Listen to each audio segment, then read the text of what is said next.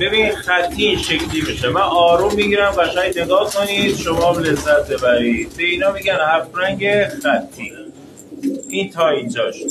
اینم بیارم این زاویه واسهتون بگیرم، نگاه کن سر و صورتشون ها. اینم تا اینجا.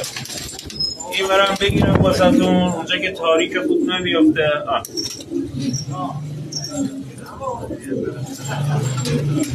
اینا میشن خطی. اینا دیگه سردماغ نمیزنن، تا آخر عمرشون همین شکلی میمونن.